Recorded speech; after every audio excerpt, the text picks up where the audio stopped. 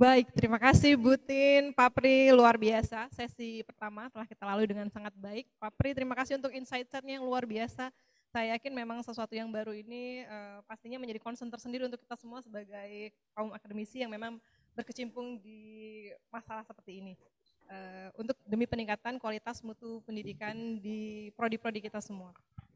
Baik, kita akan lanjutkan ke sesi berikutnya, yaitu pembicara kedua juga sudah hadir di tengah-tengah kita, Ibu Profesor Dr. Sri Hartati, dan akan tampil sebagai moderator untuk sesi kedua, yaitu Bapak Iwan Rijayana, Eskom MMM-Kom. Beliau adalah dosen Widyatama, dan beliau lahir di Jakarta 19 Januari 1969.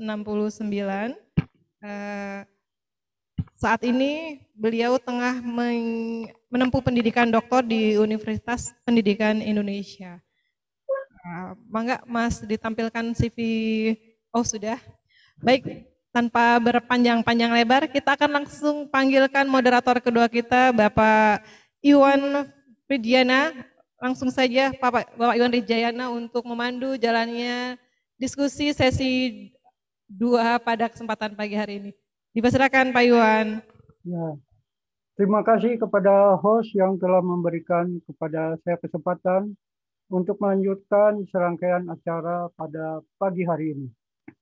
Terima kasih juga kepada seluruh peserta yang sudah sama-sama hadir pada kesempatan yang sangat berbahagia ini. Akreditasi merupakan penentuan standar mutu atau penilaian terhadap suatu lembaga pendidikan, termasuk perguruan tinggi. Jadi akreditasi sangat penting untuk menjamin mutu perguruan tinggi. Untuk kedepannya, akreditasi Prodi Infokom bukan diakreditasi oleh BAN-PT lagi, tetapi diakreditasi oleh LAM Infokom. Untuk itu, sangat penting kita sebagai akademisi memahami instrumen-instrumen yang ada pada LAM Infokom. Materi ini akan dibawakan oleh narasumber Profesor Sri Hartati, PhD MSc, yang tentunya beliau sangat kompeten karena sekarang beliau menjabat sebagai Ketua Dewan Eksekutif LAM Infokom. Selanjutnya izinkan saya untuk membacakan CV singkat beliau. Profesor Sri Hartati, PhD, beliau dosen di jurusan Ilmu Komputer dan Elektronika Fakultas MIPA UGM. Riwayat pendidikannya menempuh S1 UGM, Prodi Elektronika Instrumental, kemudian S2 S3-nya itu di University of New Brunswick, Kanada, mengambil jurusan Ilmu Komputer. Untuk pengalaman organisasi, itu beliau pada tahun 2010 sampai 2021 itu sebagai Ketua Asosiasi Profesi Komputer Elektronika dan Instrumentasi Indo-CIS. Kemudian pada 2017 sampai 2021 sebagai Eksekutif Member IABI. 2016 sampai 2017 sebagai Ketua Penjaminan Mutu Internal di UGM, kemudian 2015 sampai sekarang adalah Dewan Guru Besar UGM, 2019 sampai sekarang adalah Dewan Kehormatan Etik UGM, 2016 sampai sekarang Ketua Komite Diklat Fakultas MIPA UGM, 2020 sampai sekarang Ketua Dewan Eksekutif LAM Infokom, kemudian 2016 sampai sekarang sebagai Eksekutif Member IABP.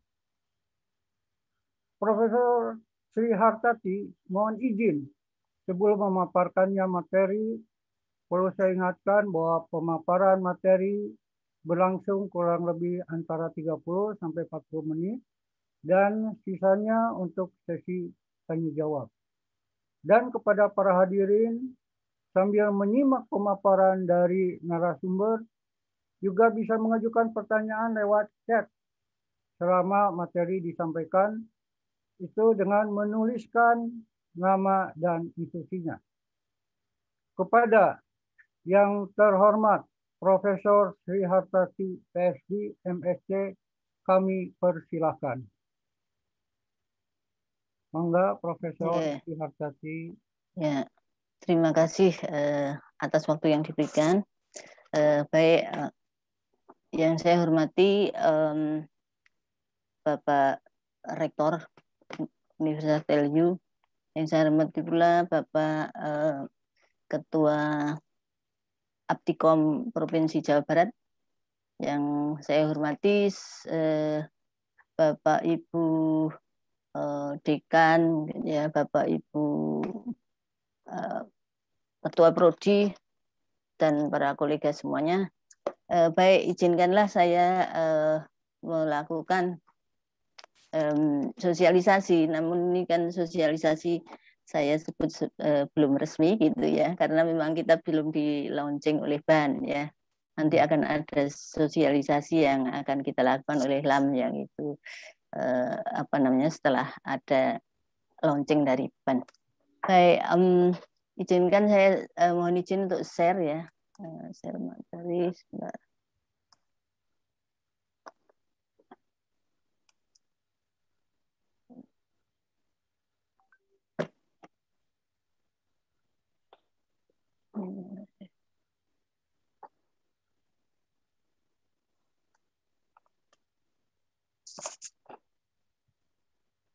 Baik, pada sosialisasi ini saya mohon izin, saya belum bisa membagi apapun pada Bapak Ibu ya, karena memang instrumen itu kan masih dalam proses untuk disetujui BAN. Nah, nanti bila mana instrumen itu sudah disetujui, tentu akan kami sebarluaskan pada Bapak Ibu semuanya untuk bisa dicermati begitu ya, dan bisa dipergunakan. Nah, karena belum ada, kita masih menunggu ACC dari BAN ya, Majelis BAN PT, maka untuk sementara belum bisa kita sampaikan. Namun jangan khawatir, akan kami sampaikan saatnya nanti ya. Kita masih perlu bersabar sedikit. Ya. Baik, jadi sebagaimana kita ketahui dan tadi sudah disampaikan oleh Pak Prihandoko, bahwa fungsi LAM itu melaksanakan sistem penjaminan mutu eksternal untuk program studi gitu ya. Nah, sehingga fungsi LAM itu melakukan kegiatan penilaian melalui akreditasi untuk menentukan kelayakan dan tingkat pencapaian mutu program studi. Ya, tentu saja akan mengukur pemenuhan standar pendidikan tinggi, kemudian memeriksa kesesuaian data dan informasi, kemudian menetapkan status dan peringkat akreditasi. Nah, SBM ini dikembangkan secara berkelanjutan ya oleh LAM gitu, sesuai dengan kewenangan masing-masing. Ya. Oke, jadi saat sekarang itu yang bersama-sama dengan kita mengajukan izin untuk operasional LAM itu adalah LAM Infokom, LAM Sama, LAM Dik, LAM Teknik, LAM Embah ya. Kemudian ya mungkin akan ada LAM pertanian dan sebagainya, tapi ya, yang bersama kita adalah ini LAM PTKEP sudah ada ya. Nah, kemudian nanti LAM ini akan operasional itu kalau sudah mendapat persetujuan dari BAN PT. Jadi BAN PT itu nanti untuk LAM itu adalah sebagai pengawas gitu ya, sebagai badan yang mengawasi kita, yang mengontrol kita gitu, apakah LAM itu nanti berjalan baik atau kurang baik gitu ya, mereka akan mengevaluasi. Nah, tentu saja dalam pelaksanaan akreditasi itu memerlukan instrumen ya, instrumen LAM, dan instrumen LAM ini pada intinya kita bagi menjadi 3 ya, yaitu laporan kinerja program studi, kemudian laporan evaluasi diri, dan suplemen program studi. Nah, laporan kinerja program studi ini sebetulnya sebagaimana instrumen BAN PT yang punya 9 standar itu ya. Nah, kita punya kita sebut sebagai 9 kriteria. Kemudian laporan evaluasi diri ini itu nanti meliputi laporan tentang analisa SWOT gitu ya, atau analisa memakai analisa dari program studi ya, pakai cara SWOT atau yang lain begitu. Kemudian juga laporan tentang PPEPP ya, pelaksanaan penjaminan mutu internal. Nah, kemudian suplemen program studi ini apa namanya? Ini berisi asesmen untuk spesifik program studi ya, berkaitan dengan misalnya kurikulumnya seperti apa gitu, kemudian pelaksanaan praktikum ya, ataupun pelaksanaan produk akhir daripada program studi itu gitu ya. Jadi misalnya seperti apa sih mata struktur kurikulumnya, kemudian seperti apa hasil yang untuk pengabdian masyarakatnya, seperti apa untuk penelitiannya begitu ya, spesifik untuk program studi gitu ya. Oke, baik. Nah, kalau kita perhatikan sebetulnya yang laporan kinerja program studi itu yang kita akses ya, itu mengenai kurikulum program studi, sumber daya, kemudian berkaitan dengan mahasiswa, berkaitan dengan proses pembelajaran, berkaitan dengan sarana prasarana, kemudian suasana akademik, ya, kemudian berkaitan dengan keuangan, penelitian publikasi, dan berkaitan dengan pengabdian masyarakat, tata pamong, tata kelola, sistem informasi, dan kerjasama baik luar maupun dalam negeri gitu ya. Nah, ini semua kita kemas menjadi 9 standar ini ya, yang ini Bapak Ibu sudah sangat melihat. Jadi yang pertama itu mengenai visi, misi, strategi gitu ya. Nah, sebetulnya 9 kriteria ini kan untuk semua program studi sama gitu ya, maksudnya tidak ada hal-hal yang khusus ya. Ini yang kita sebut sebagai instrumen yang generik untuk semua program studi ya. Jadi kriterianya tersusun dari visi misi, kemudian tata pamong, tata kelola dan kerjasama, kemudian mahasiswa, sumber daya manusia, sarana prasarana, kemudian pendidikan, penelitian dan pengabdian masyarakat, serta luaran ya. Luaran ini meliputi luaran hasil pembelajaran, luaran hasil penelitian, dan luaran hasil pengabdian masyarakat. Nah, tentu saja semua butir-butir ya asesmen di kriteria ini, data-datanya tentu saja berasal dari sistem penjaminan mutu internal gitu ya. Nah, nanti hasilnya itu kan berupa hasil akreditasi yang itu menunjukkan rekognisi program studi Bapak Ibu di masyarakat. Oke, jadi butir-butir penilaian 9 standar tadi itu sebetulnya berasal dari 24 standar XNCD atau memuat 24 standar XNCD ini ya, yang kemudian kita bentuk melalui proses yang panjang gitu ya. Sudah sejak 2016 kita mulai merancang butir-butir itu dan menghasilkan akhirnya untuk awal ini ya sebetulnya bermula dari 183 butir ya. Nah, tapi itu nanti akan menuai banyak apa namanya ya masalah gitu karena mungkin kan terkejut dari 100 kok menjadi 180 gitu, 83 gitu ya.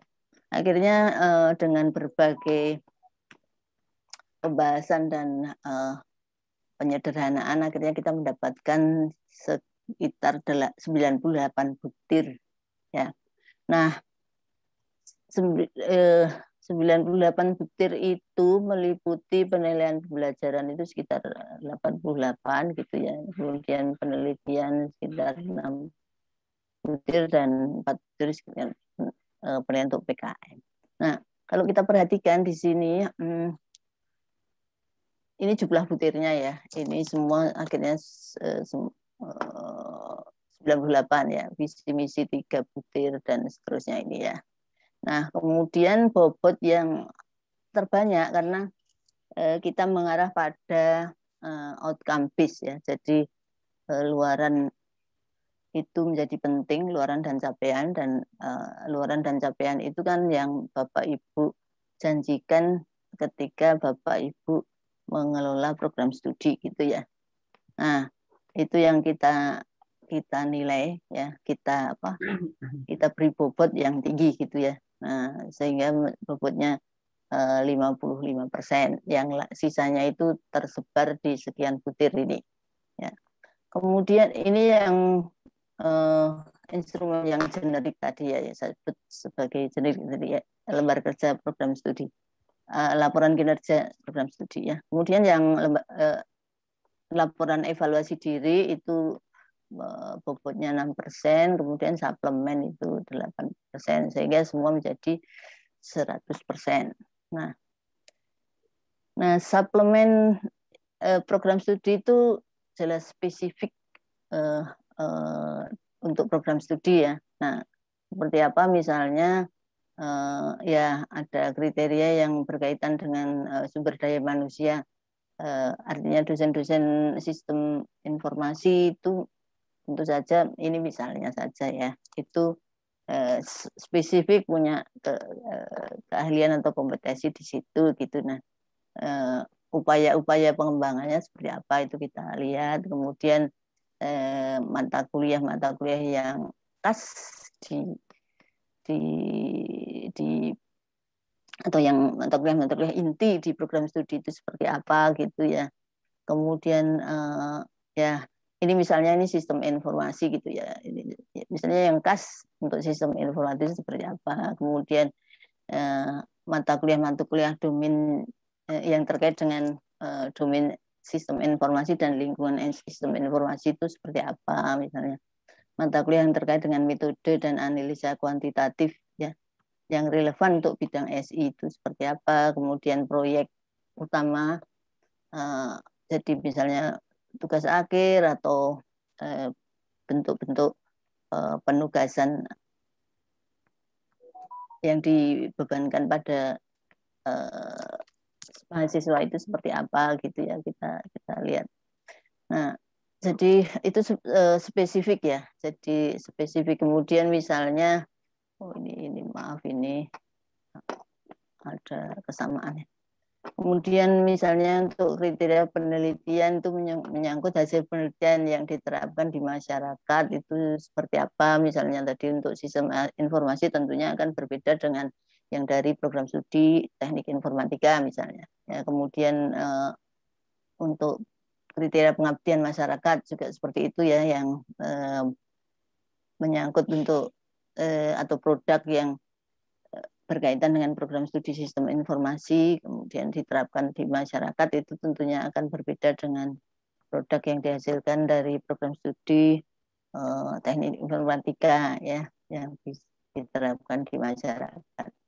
Nah, kita mulai menata ya, jadi bukan berarti kita mempersulit Bapak Ibu semuanya dalam mengelola program studi, tapi kita mulai tata lah bahwa program studi yang Bapak kelola itu sebetulnya mengarah kemana. Apakah memang betul-betul misalnya Bapak tadi mengelola sistem informasi itu ya betul-betul isinya sistem informasi, kental sistem informasinya, atau masih misalnya berwarna-warni dengan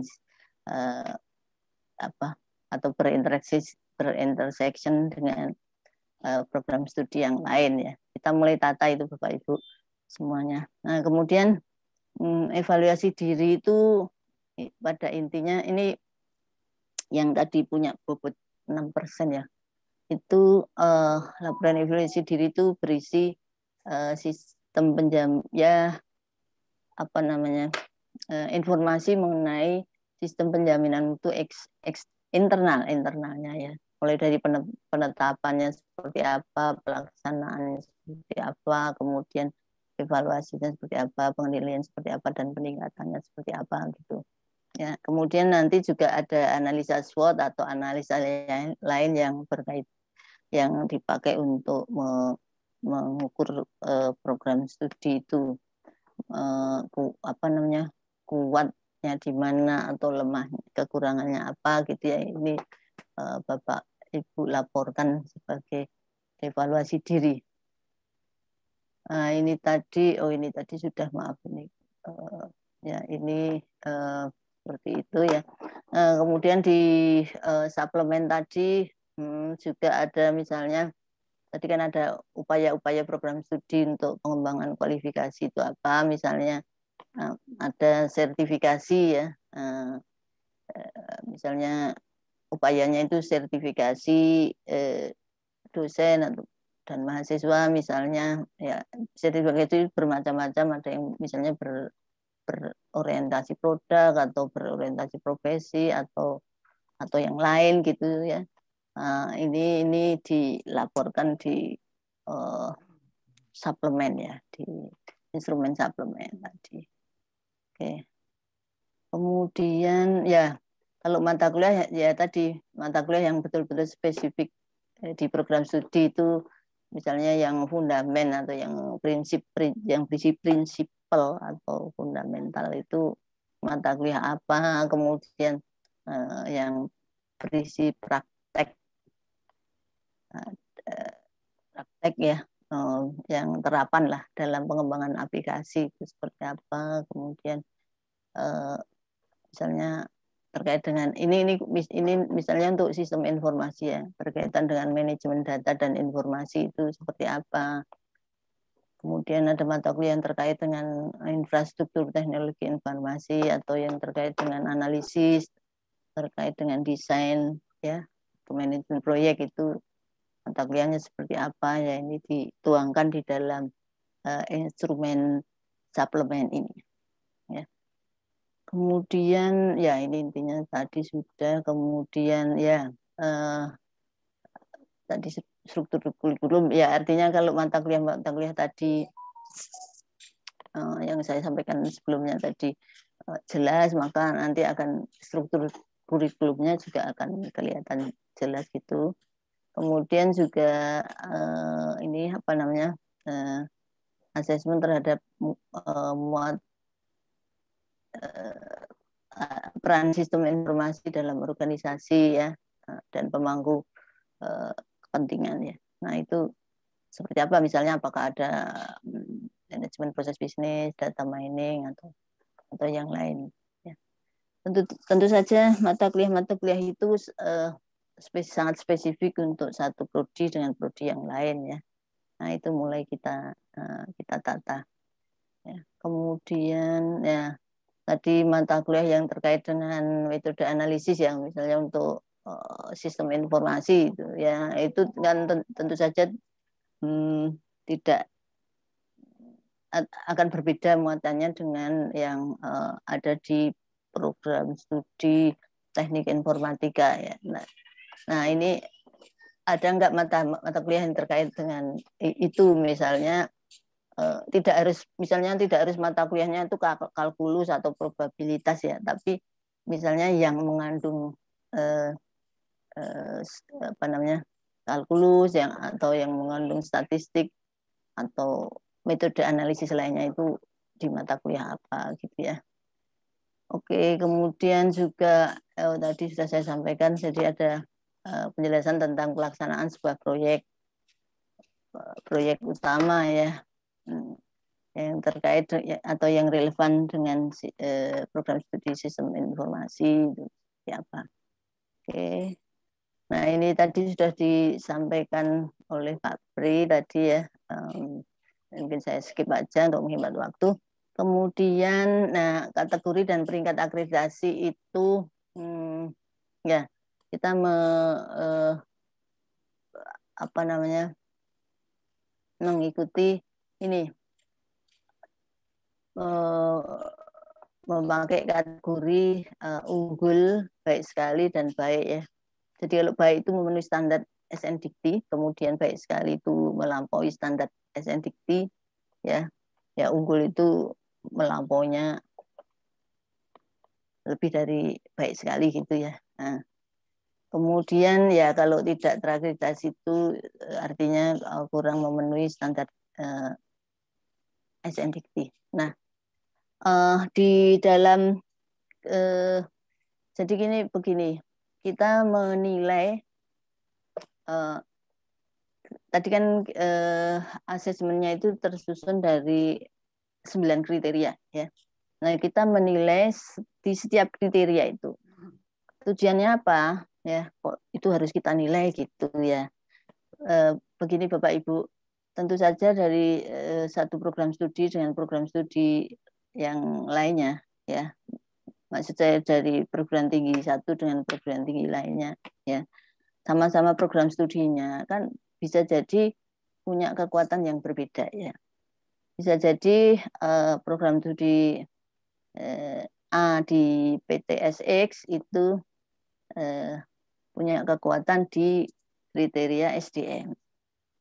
Program studi sama-sama program studi A sekarang di Universitas Y ternyata kuat di apa namanya di luarannya ya. Nah itu kita nilai. Nah sehingga nanti ada raport ya, raport yang Bapak Ibu akan bisa punya bentar gimana ya. Maaf. Jadi gini, sehingga nanti ada raport lah ya, bahwa kriteria 1 Bapak mendapatkan apa, kriteria 2 mendapatkan apa dan seterusnya ya. Untuk apa itu? Nah, ketika kita lemah di salah satu kriteria ya, semangat LAM itu kan apa namanya tidak hanya istilahnya itu mengakses saja ya, tetapi kita juga akan melakukan pembinaan bila mana Bapak Ibu ingin dibina gitu ya, maksudnya oh saya kok di kriteria tertentu itu lemah, nah bagaimana supaya kuat gitu ya. Secara substansial nanti Bapak Ibu bisa mengajukan permohonan untuk pembinaan gitu ya. Nah nanti yang membina siapa? Yang membina nanti bukan dari LAM ya. Artinya nanti kalau kita bina dari LAM kayak jeruk makan jeruk deh gitu. Kita membina, kita mengevaluasi gitu. Lama-lama kalau misalnya apa kita apa namanya malas membina, terus ya udahlah yang penting kan butuhnya nilai baik ya, enggak bisa kita kayak gitu ya. Nah ini permintaan pembinaan itu memang ke LAM, tapi nanti LAM itu tidak akan membina secara langsung, tapi akan serahkan pada apa namanya asosiasi profesi ya yang akan membina. Asosiasi profesi yang memang mendirikan LAM ini, yang memprakarsai LAM ini, bisa nanti dari Aptikom, bisa dari apa namanya Indochase, bisa dari Aisindo gitu ya. Nah, tentu saja LAM tidak serta-merta tanpa mengawasi ya. Ya artinya ya kita bertanggung jawab di situ. Artinya siapa yang membina ya itu ya di bawah pengawasan LAM ya, tapi tidak langsung dari LAM, begitu Bapak Ibu ya. Nah, itu yang kita pikirkan, artinya sehingga ada nilai-nilai ini di masing-masing kriteria ya. Nah, nilai A itu didapatkan ketika 80% dari jumlah nilai total di kriteria itu tercapai gitu ya. Kemudian nilai B 65% ya dari jumlah total nilai kriteria itu. Kemudian nilai C 50% dan nilai D apa namanya 50%, kurang dari 50%. Nah, kemudian ini akreditasi. Nah, syarat perlu di akreditasi itu ya tidak boleh ada nilai D, karena nilai D itu ada nilai D di kriteria itu berarti belum memenuhi standar standar minimal SNDT gitu ya. Jadi masih mengandung kekurangan itu ya. Nah, kalau tidak ada nilai D ya, nanti kategorinya akan bisa unggul bila jumlah nilai keseluruhan itu ini gitu ya. Baik sekali sekian, baik sekian gitu ya. Nah, memang dulu mungkin kalau Bapak Ibu dulu pernah mengikuti sosialisasi sebelumnya, kita menyampaikan bahwa unggul itu jika jumlah nilai A-nya itu, banyaknya nilai A di kriteria itu misalnya 8 gitu ya. Nilai B ada kalau mendapatkan baik sekali jika jumlah nilai banyaknya nilai B berapa gitu ya, ada gitu. Nah, tapi itu sepertinya kurang bisa dipahami oleh banyak pihak ya, sehingga kemudian setelah kita memikirkan kembali, akhirnya kita kembalikan ke cara yang sederhana yang Bapak Ibu sudah kenal gitu ya, sudah familiar gitu. Jadi unggul seperti ini, baik sekali antara 300 sampai 360, kemudian baik antara 200 sampai ini. Nah, kemudian kalau nilai unggul itu tidak perlu, ya kita belum menetapkan apa namanya syarat tertentu, misalnya harus jumlah doktornya sekian atau harus profesornya sekian, itu tidak ya. Pokoknya begitu mencapai nilai di atas 360 ya itu kita beri apa namanya hasil unggul. Masa berlaku tadi ini 5 tahun, kemudian program studi boleh melakukan reakreditasi minimal 1 tahun ya. Nah, kemudian jadi itu. Nah, kalau Bapak Ibu mau melihat kriteria yang 9 kriteria tadi, kalau masih ada waktu secara cepat saya sampaikan. Jadi kriteria pertama ini ya kurang lebih inilah, ini Bapak Ibu sudah familiar sekali ya, kesesuaian visi, misi, tujuan, sasaran ya. Kemudian cara sosialisasi ya, pencapaian visi atau kesesuaian program kerja dengan visi misi itu ya. Nah, kemudian ya ini tata pamong ya, kriteria kedua itu kan tentang tata pamong dan kerjasama. Jadi begini Bapak Ibu, program studi itu adalah program ya. Kemudian unit pengelola program studi itu kan bisa departemen atau bisa fakultas ya, tergantung. Memang ada yang di universitas tertentu, ada yang fakultas langsung mempunyai atau mengelola program studi, tetapi ada yang fakultas kemudian punya struktur organisasi departemen, dan departemen ini yang mengelola program studi ya. Nah, sehingga di sini unit pengelola program studi itu bisa departemen atau bisa langsung fakultas ya. Jadi seperti itu. Nah, ini tata pamong yang menyelenggarakan program studi gitu ya.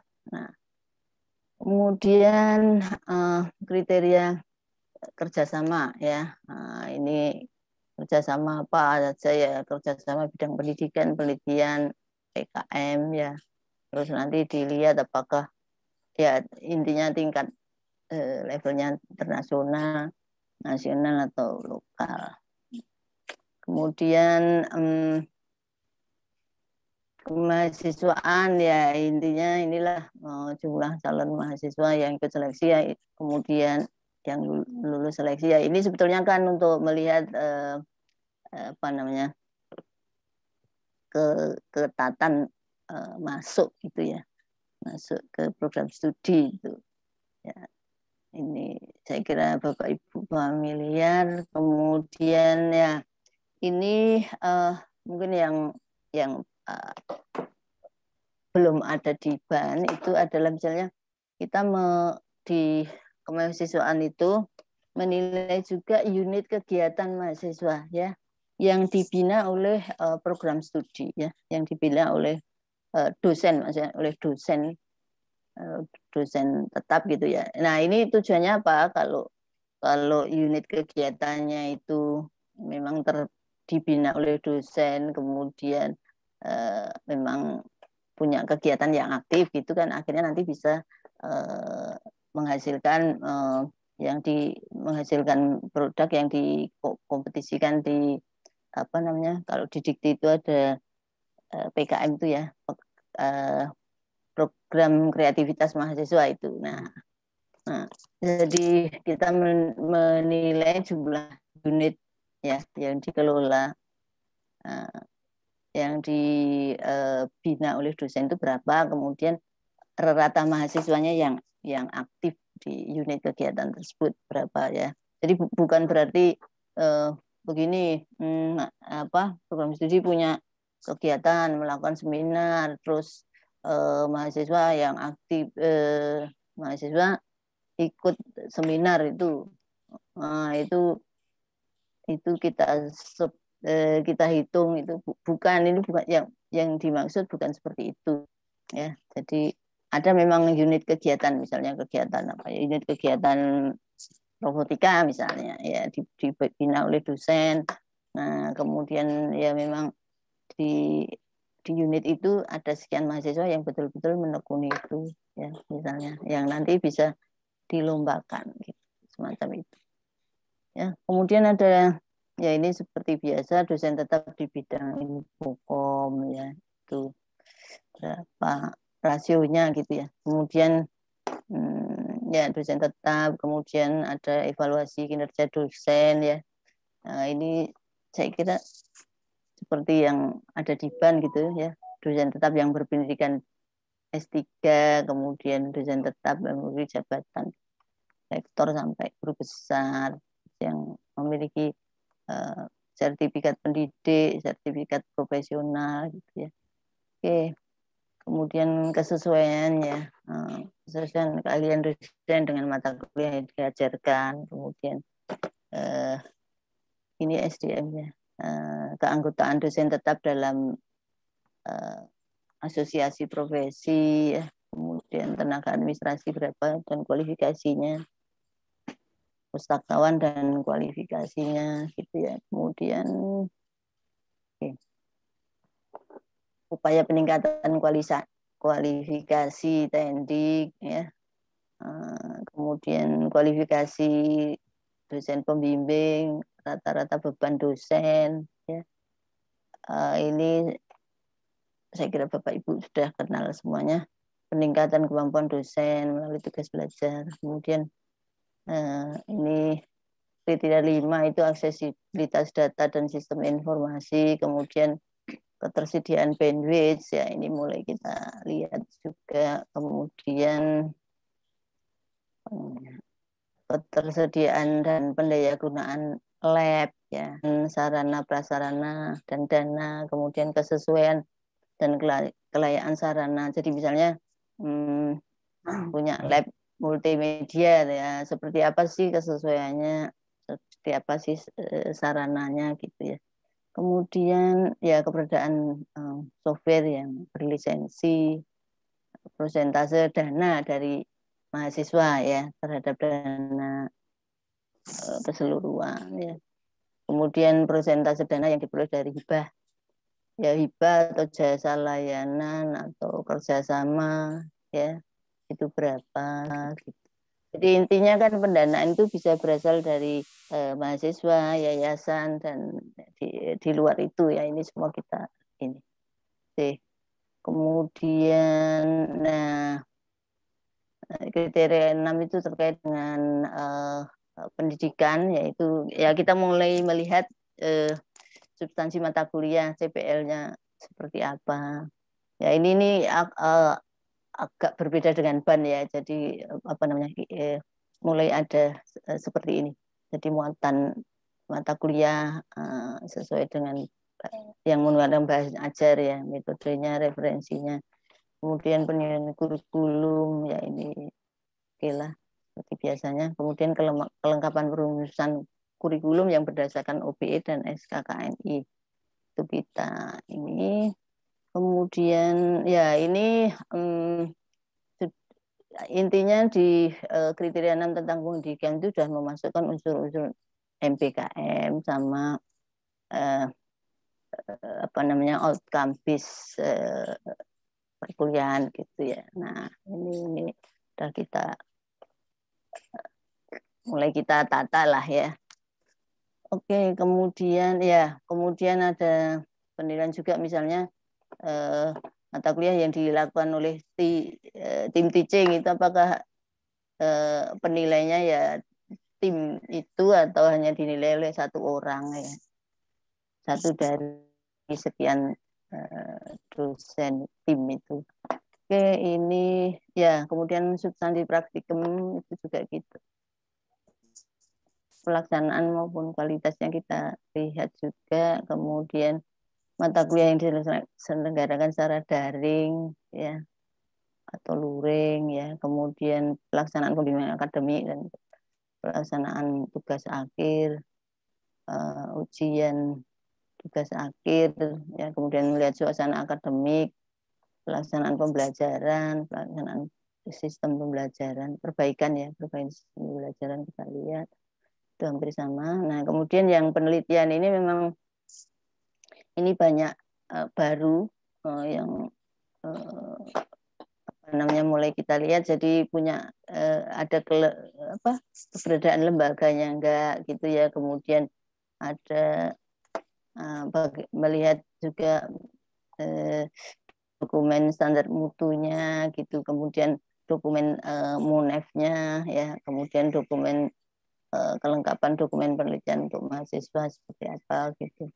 Kemudian ada enggak kebijakan pemberian insentif ya, publikasi gitu. Kemudian melihat juga ada penyelenggaraan workshop penulisan proposal atau artikel ilmiah ya. Ini khususnya untuk program studi yang dosennya masih belum banyak yang lektor kepala, itu kan mestinya lembaga penelitiannya aktif melakukan pembinaan itu ya. Kemudian kegiatan penelitian ya, itu yang melibatkan mahasiswa ada tidak atau seberapa jauh gitu. Kemudian mengenai penelitian gitu ya. Oke, itu kemudian PKM ya kurang lebih hampir sama dengan penelitian tadi. Kemudian ya luaran ini yang tadi 55% tadi ya. Ya tentu saja ada luaran yang berkaitan dengan dharma pendidikan gitu ya. Ini mata kuliah yang memenuhi CPL rata-rata indeks prestasi, kemudian prestasi mahasiswa yang mendapatkan hibah, kemudian lomba, prestasi mahasiswa di lomba, kemudian persentase kelulusan tepat waktu, ya terus ya kemudian pelacakan dan perekaman data lulusan, kemudian penelitian mahasiswa ya yang berguna bagi masyarakat gitu ya. Kemudian hasil TA yang relevan dengan CPL, keterlibatan mahasiswa yang melakukan tugas akhir dalam penelitian dosen, kemudian sertifikasi profesi untuk lulusan ya. Kemudian karya-karya yang ini dharma penelitian, karya-karya mahasiswa yang atau bersama dosen ya, yang mendapatkan haki ya, kemudian hasil penelitian yang digunakan proses pembelajaran, hasil penelitian yang diterapkan untuk kegiatan PKM, kemudian juga hasil peneliti PKM yang digunakan dalam proses pembelajaran, yaitu termasuk luaran, kemudian ya ini apa namanya, luaran yang berkaitan dengan PKM, kegiatan PKM ya.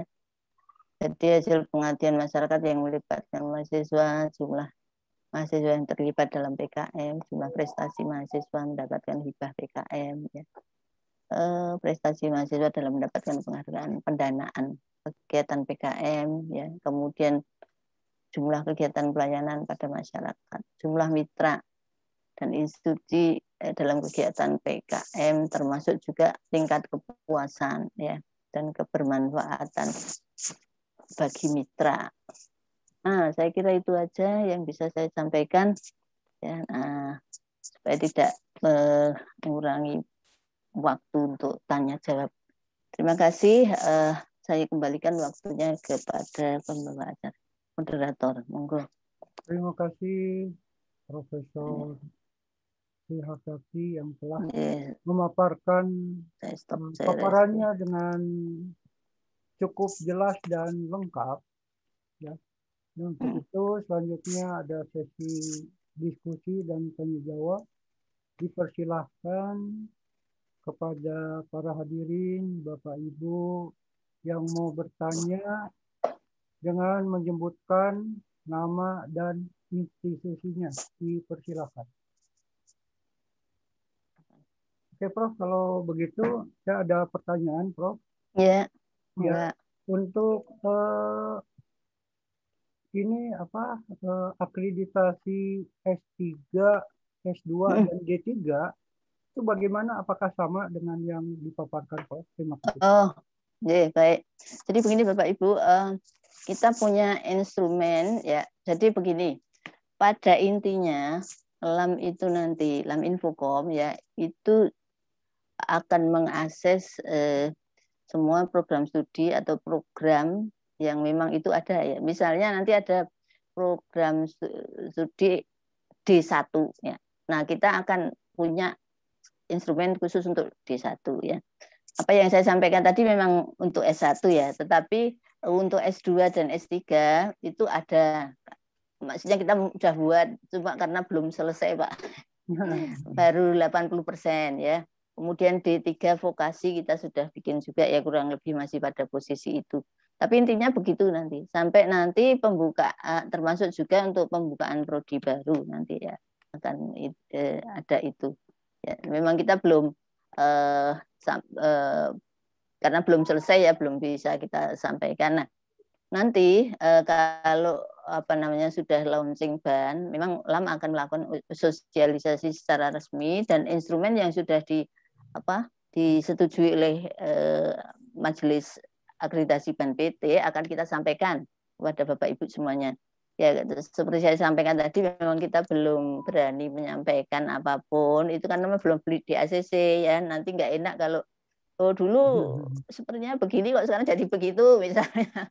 Ya, jadi itu ya, kita masih menunggu Pak. Tapi sejauh ini sampai pertemuan dengan ban yang terakhir kemarin itu instrumen tidak banyak perubahan ya. Tidak banyak perubahan. Hanya tadi ada misalnya kita mengatakan kalau misalnya hasil penelitian yang dimanfaatkan untuk masyarakat itu kita masukkan di luaran karena itu memang melihatnya dari luaran penelitian gitu ya.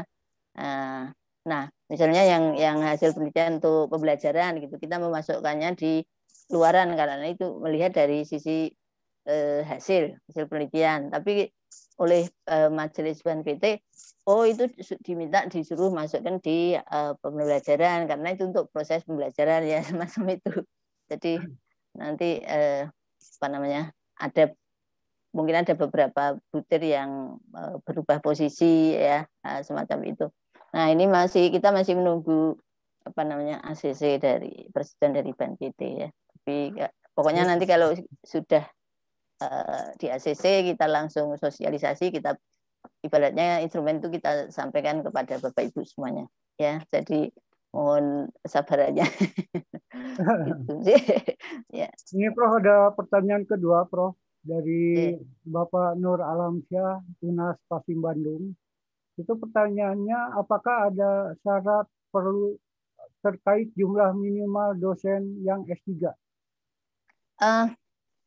Jadi syarat perlu itu tidak ada, Pak. Ya, cuma kan ada butir yang mengakses itu, ya, sehingga nanti misalnya enggak ada S3-nya gitu, ya di poin itu tentu saja tidak ada nilai gitu kan. Ya, kita belum menetapkan syarat yang seperti itu ya. Jadi apa namanya? Ya faktanya seperti apa aja itu kita akses ya. Oke. Selanjutnya ini dari Arif, Bapak Arif dari Unsia. Untuk proses akreditasi prodi S1 nanti, kira-kira akan membutuhkan berapa lama jangka waktu dan biayanya? Oh ya, jadi untuk waktu itu dalam 1 tahun itu kita punya 3 batch, Bapak. Ya. Jadi kurang lebih nanti waktunya kalau kita buat rata-rata kan 4 bulan, ya. Jadi nanti ada kira-kira untuk asesmen kecukupan itu ya dari mulai pendaftaran dek gitu sampai hasil itu kira-kira kan 1,5 bulan. Nah, 1,5 bulan berikutnya itu untuk asesmen kecukupan, ya. Maksudnya asesmen lapangan, terus nanti untuk proses sisanya itu untuk proses apa namanya validasi dan sebagainya itu sampai keluar hasil itu ya kira-kira 4 bulan lah gitu. Oh iya. Kemudian kalau biaya ya. Ya. Di lapangannya berapa lama, Bu? Ya, Prof? Ya, maksudnya yang dimaksud di lapangan asesmen lapangannya, Prof. Asesmen lapangan. Asesmen lapangannya maksudnya mengaksesnya itu ya. Oke, itu ya seperti ban. Kurang lebihnya 2 hari kerja ya. Itu. Ya, persis seperti ban itu kok. Ya. Ya. Biar untuk biayanya. Ya, jadi biaya ini memang agak sulit ya. Maksudnya begini Bapak Ibu, saya sampaikan ya. Jadi biaya itu kita lam-lam tadi ya, maksudnya lam infokom, lam teknik, lam-lam yang lain yang seperti saya sebutkan tadi, itu kan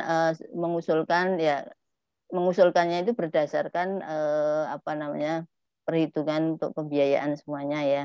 Nah itu kita mengusulkan sekitar 60 ya. Nah ini kan diusulkan ke kementerian, tetapi dengan melalui Ban PT. Nah, Ban PT ini sudah mengusulkan ke kementerian. Cuma sampai sekarang itu hasilnya juga belum tahu, Bapak Ibu.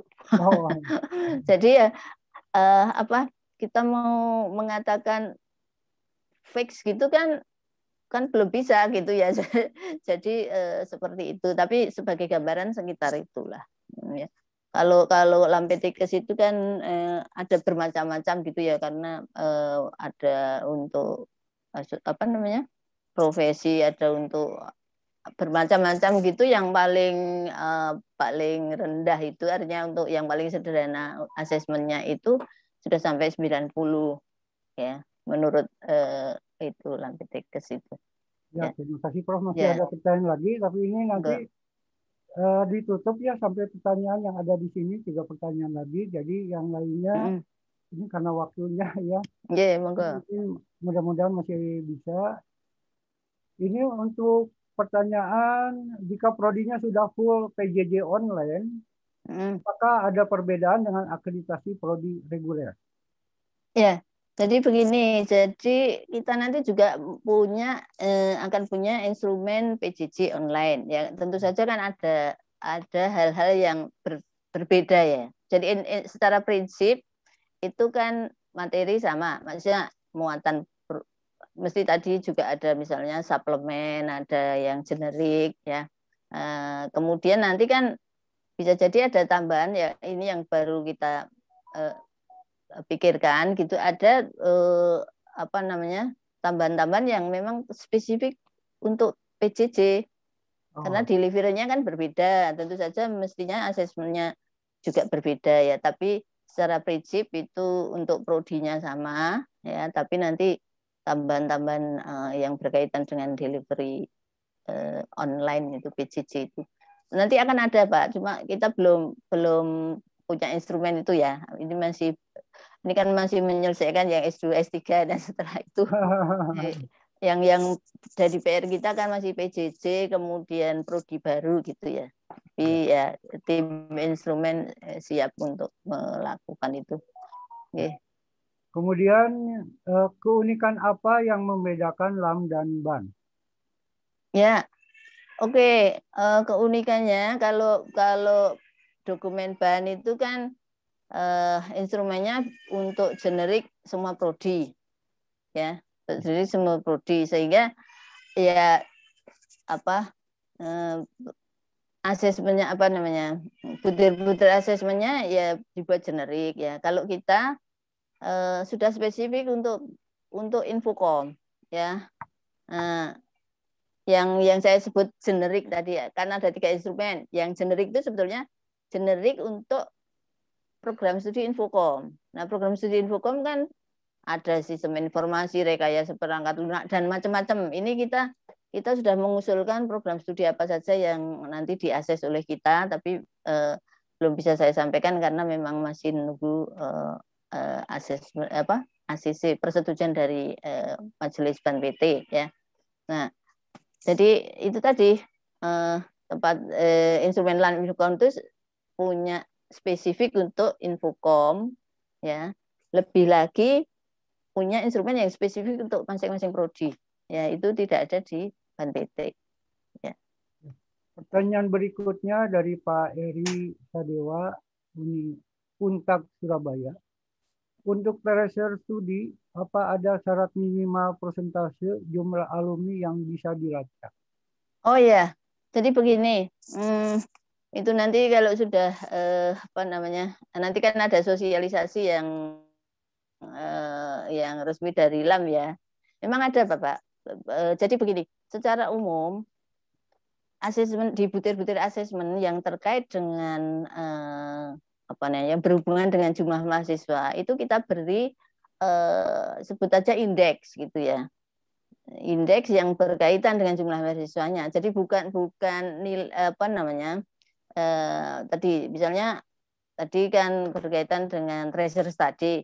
Kalau lulusannya misalnya prodinya itu hanya mahasiswanya sedikit, tentu saja kan ya sama-sama mendapatkan nilai 4 akan berbeda dengan ketika jumlah mahasiswanya banyak kan ya.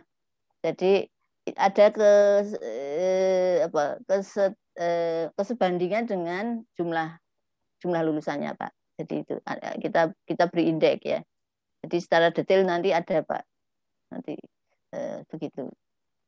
Jadi bukan nilai mutlak ya. Ya. Gitu. Pertanyaan selanjutnya dari Bu Neke, itu dari Unpris. Untuk isian LED dan LKPS, apakah isinya sama dengan yang ada di BAN PT? Kalau sama, saya mengatakan tidak sama ya. Jadi yang LKPS ya ada nanti kan mengisi gitu ya. Cuma kan yang diisikan sudah spesifik spesifik dengan infokom itu yang LKPS. Kemudian yang LED tadi kan yang berkaitan dengan evaluasi diri ya. Ini fokus pada proses penjaminan mutu internal. Sederhananya begini, Bapak Ibu melakukan penjaminan mutu internal itu seperti apa sih untuk masing-masing kriteria tadi. Ya. Jadi misalnya menjamin tata pamong berjalan baik itu seperti apa gitu. Ya sampaikan di butir itu gitu, yang di LED gitu ya. Misalnya ya. Nah, seperti itu. Jadi nanti akan kelihatan oh penjaminan mutunya di apa namanya? Di kriteria ini masih kurang gitu ya. Jadi kita nanti punya gambaran oh prodi ini sudah kuat di mana, masih kurang di mana gitu. Itu yang kita inginkan seperti itu. Ya, oke. Kemudian ini ada pertanyaan kebetulan dari saya, Prof. Oke. mengenai nanti akreditasi LAM ini, itu apakah link juga dengan Forlab Kemdikbud nggak datanya? Maksudnya Ya. data-data nanti tetap memakai PDDT. Oh gitu. Yeah. Misalnya di Forlab Kemdikbud dosennya tercatat 6, tapi di Borang itu tercatat 10 misalnya. Nah itu dilihat Iya, iya. enggak? Nanti kan ada kita ngeceknya nanti lewat kan punya sistem Pak, yang itu nanti akan dikonek ke sana. Ya, gitu Pak. Ya mungkin Ibu Profesor Sri Hartati PhD, pemaparannya cukup menarik. Cuman ini waktu diskusi juga sudah habis Bu. Mohon maaf, jadi kita akhiri sampai di sini. Dan saya akan memberikan sedikit kesimpulan, mohon dikoreksi kalau salah Bu. Iya. Itu bahwa nanti itu kriteria untuk LAM itu ada 9 kriteria ya, yang tentunya dari 9 kriteria ini difokuskan kepada luaran, ya. Salah satunya difokuskan kepada luaran. Dan hampir sama dengan kriteria dari BAN PT, hanya ada sedikit tentunya perbedaan-perbedaan diantaranya kepada penilaian tadi akademik. Ya. Nah, mulai diberlakukan untuk BAN PT itu adalah masa pengajuan bulan Agustus ya Bu ya? Agustus, kalau launchingnya Mei Bapak Ibu. Oh ya. Jadi intinya 3 bulan setelah di launching BAN gitu. Oh, iya. Nanti tergantung BAN siapnya melaunching kapan gitu. Rencana semula memang 2 Mei ini Pak. Ya. Nah, jadi setelah launching BAN 3 bulan kemudian nanti diberlakukan akreditasi peraturan dari LAM Infocom. Nah, ini mudah-mudahan bisa dipahami oleh semuanya, dan ke depan tentunya kita akan mempersiapkan instrumen-instrumen dengan menggunakan instrumen baru yang dikeluarkan dari LAM Infocom. Begitu? Ya. Mungkin saya tambahkan sedikit. Jadi nanti kalau begitu sudah ada launching dari BAN, ya sudah di launching dari BAN itu selama 3 bulan ya. Jadi misalnya dari Mei terus sampai Agustus itu nanti kita akan lakukan sosialisasi gitu. Jadi maksudnya LAM akan melakukan sosialisasi. Nah, secara resmi, dan itu nanti instrumen yang sudah maksudnya yang sudah kita bikin sudah bisa kita sampaikan pada Bapak Ibu semuanya ya gitu. Jadi ya mudah-mudahan bulan Mei ini jadi launching. Kalau mundur ya itu tadi pokoknya plus 3 bulan. Tuh, terima kasih Prof. Hartati sama-sama MSc yang telah mempresentasikan pemaparan materinya. Untuk itu hadirin Bapak Ibu yang berbahagia, alhamdulillah rangkaian sesi diskusi pada hari ini sudah terlaksana dengan baik. Kami ucapkan terima kasih kepada narasumber kita, Profesor Sri Hartati PhD, yang sudah berbagi ilmu pada kita semua. Dan juga terima kasih kepada semua audiensi yang sudah menyimak dengan antusias diskusi pada pagi hari ini. Untuk itu, pemaparan materi sesi kedua ini ditutup dan kami kembalikan lagi kepada host. Terima kasih. Wassalamualaikum warahmatullahi wabarakatuh. Waalaikumsalam warahmatullahi wabarakatuh.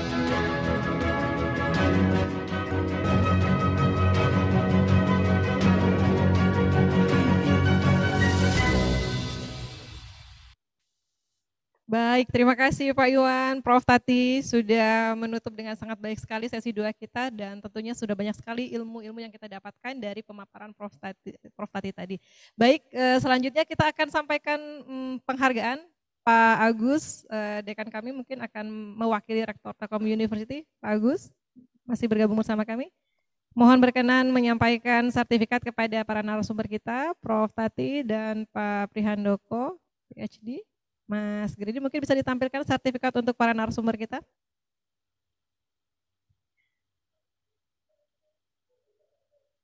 Ya, Pak Agus, mohon menyampaikan sepatah kata untuk... Baik, terima kasih Bu Wina atas nama Profesor Edi Yusuf dan juga tentu Rektor Telkom University.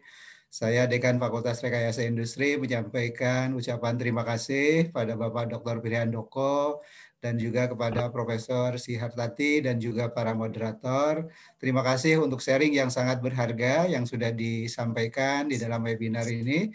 Dan sebagai bentuk ucapan terima kasih, kami sampaikan sertifikat digital penghargaan untuk para pembicara pada pagi hari ini. Mudah-mudahan pertemuan ini memberikan keberkahan dan kemanfaatan kepada kita semua. Sekali lagi terima kasih Prof. Terima kasih Pak Prihandoko. Salam untuk Bapak Ibu semua. Assalamualaikum warahmatullahi wabarakatuh. Waalaikumsalam warahmatullahi wabarakatuh. Terima kasih Pak Agus. Selanjutnya kami mengundang Bu Ai, perwakilan dari Aptikom, Bu Ai, untuk bisa menyerahkan sertifikat kepada para moderator kita, Ibu Tin dan Pak Irwan. Dipersilakan Bu Ai. Baik, terima kasih. Terima kasih kepada para moderator yang telah memandu narasumber kita, memaparkan segala sesuatunya yang sangat bermanfaat untuk kita semua. Terima kasih sekali lagi Ibu Tin dan Pak Iwan. Baik, terima kasih Bu Ai, Bapak Ibu, Akang Teteh, seluruh peserta webinar sosialisasi LAM Infocom 2021 yang diselenggarakan oleh Fakultas Rekayasa Industri Telkom University bekerja sama dengan Aptikom Jawa Barat. Kita sudah sama-sama lalui rangkaian acara kita dan alhamdulillah acara berjalan dengan lancar sesuai dengan harapan kita semua, dan kami akan tutup dengan sedikit pantun. Jangan lupa Mas Gredi, ya airnya ya. Bunga yang harum aroma melati, bajunya sungguh harum sekali. Kita cukupkan sudah acara sosialisasi sampai di sini. Semoga kelak kita berjumpa lagi. Terima kasih dan mohon maaf apabila ada hal-hal yang kurang berkenan. Dan satu informasi terbaru bagi Bapak Ibu yang ingin mendapatkan sertifikat untuk acara ini bisa mengisi link Bitly yang sudah kami sampaikan di chat room. Nanti akan kami proses dan mangga dipersilakan untuk mengisinya. Terima kasih. Wassalamualaikum warahmatullahi wabarakatuh. Selamat siang. Salam sehat untuk kita semua dan sukses selalu untuk kita semua. Terima kasih untuk semuanya Bapak Ibu. Acara ini. Bagus, Bu Ai semuanya terima kasih. Dan ini kita tampilkan situasi studio kita, studio di Gedung Karang, Fakultas Rekayasa Industri. Prof. Tati, terima kasih Prof. Tati. Sama-sama Bu Ai. Pak Pri, makasih.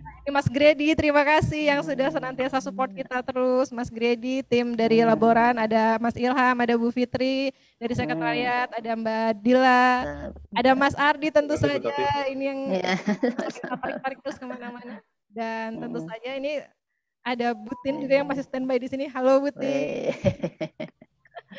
Dan kenapa Mas Umar menghilang? Ini ada Mas Gayu juga. Halo Mas Gayu. Dan ini dia tim yang paling besar, Mas Umar. Oh nggak disebut. Baik, sekali lagi terima kasih sudah mensukseskan acara ini. Mudah-mudahan lain waktu kita akan berjumpa kembali. Mungkin ya.